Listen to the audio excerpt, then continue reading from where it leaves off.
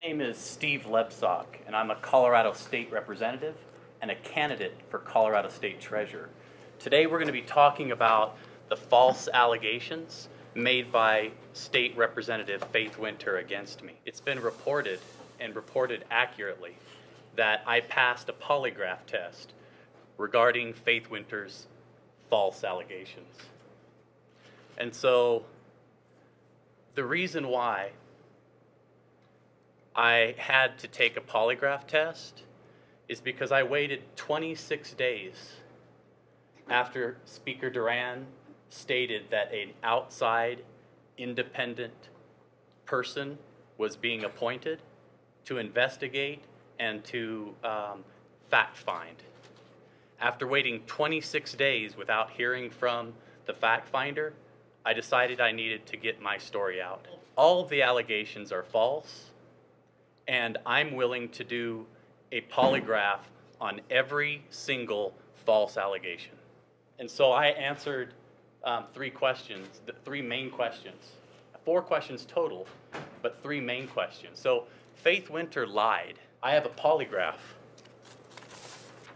Here's the polygraph results. The first question was, did you attempt to touch Faith's arm? And that was a lie, and I passed the polygraph test. The second question is, did you grab Faith's arm, including her elbow? And I answered no, and that was the truth. I'm telling the truth, and the polygraph test proves it. Most recently, Faith has made an accusation and a false allegation that I touched her buttocks, and that's not true, and that was the third question, Bente. And I passed all 3 questions. So if I'm telling the truth, then someone has to be lying. I paid for the polygraph. How much did it cost? $350.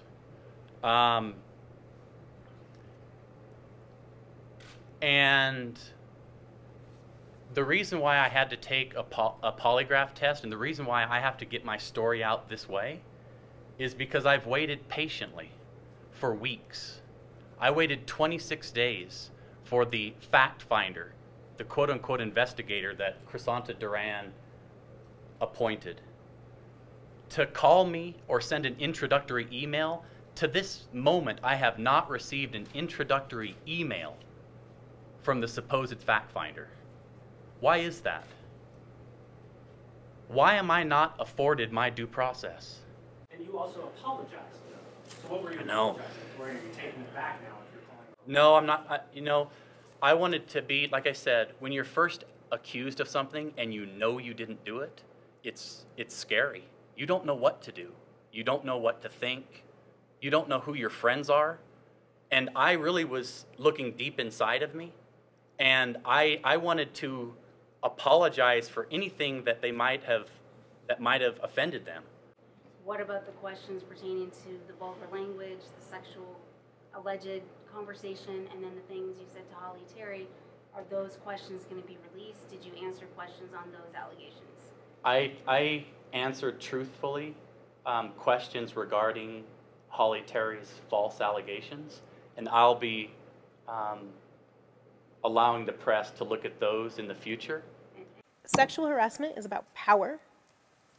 This is another abuse of power by Representative Lebsock, who is desperate to sway the investigation, but everybody knows what happened. He is a serial offender. My story has not changed since May of 2016 and has been consistent throughout the entire process. His story has changed many times. I have told the truth. I told the truth in my statement. I am participating in the investigation, and I will continue to tell the truth. Were you surprised to hear that he went and paid for a polygraph test?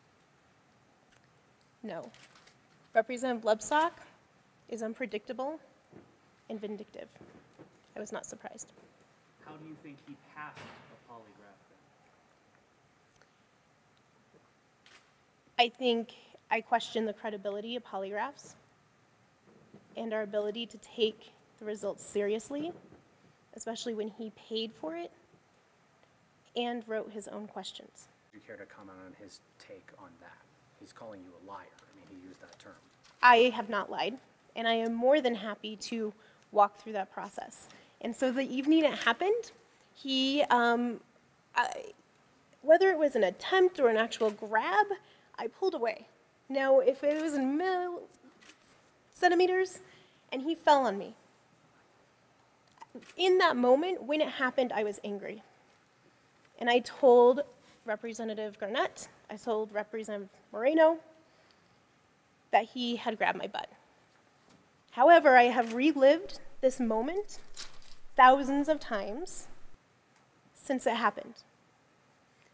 And I believe that all physical contact when he fell on me was unintentional.